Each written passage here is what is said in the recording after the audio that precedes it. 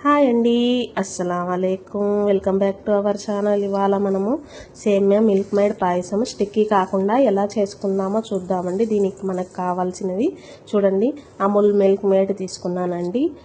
తర్వాత ఇలాచి, మిల్క్ అయితే 1 లీటర్ కావాలండి మనకి. ఇక్కడ షుగర్ అండి, షుగర్ 400 గ్రామ్స్ సరిపోతుంది. నెయ్యి, సేమియా 250 గ్రామ్స్, బాదం వచ్చి 50 గ్రామ్స్, కాజు వచ్చి 50 గ్రామ్స్ అండి.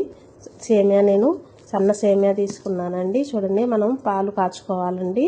పాలులో కొంచెం వాటర్ వేసుకొని తర్వాత మనము పాలని కాచి పెట్టుకోవాలండి.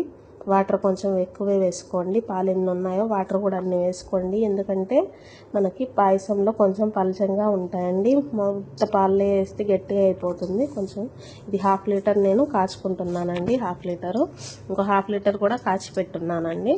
తర్వాత పాలు కాగేలోపు మనము ఇవి డ్రై ఫ్రూట్స్ అనేవి ఫ్రై చేసుకుందామండి.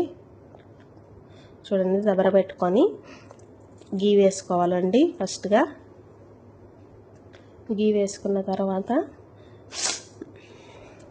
మనం కట్ చేసి పెట్టుకున్న జీడిపప్పు వేసుకోవాలండి. చూడండి, జీడిపప్పు వేసుకొని తర్వాత బాదం కూడా వేసుకోవాలండి. 50 గ్రామ్స్ అండి. ఇవి కట్ చేసుకుని వేసుకోవాలి.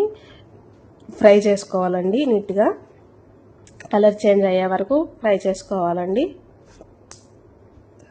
మరి ఎక్కువ ఫ్రై చేసుకోకండి, చేదు వచ్చేస్తాయి.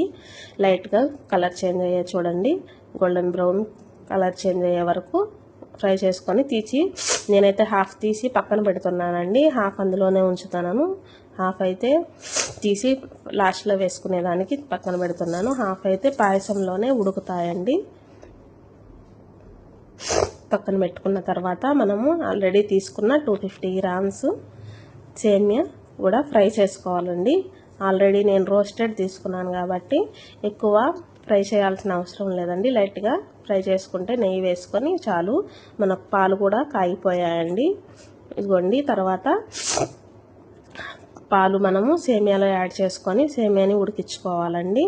సేమియా ఫ్రై అయిపోయింది కదండి. తర్వాత పాలు యాడ్ చేసుకోవాలి. చూడండి, పాలు యాడ్ చేసుకొని 1/2 లీటర్ పాలు అయితే నేను ఇప్పుడు యాడ్ చేశానండి.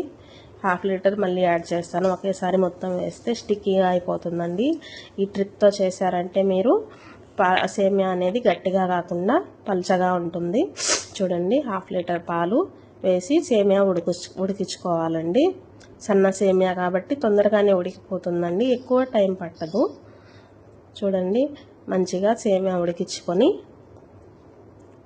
ఉడికిన తర్వాత చూడండి, షుగర్ తీసుకోవాలండి. షుగర్ అయితే 400 గ్రామ్స్ అండి. మనం మిల్క్ మేడ్ కూడా వేస్తున్నాం కాబట్టి ఎక్కువ షుగర్ పట్టదండి, చూసుకొని వేసుకోవచ్చు మనము.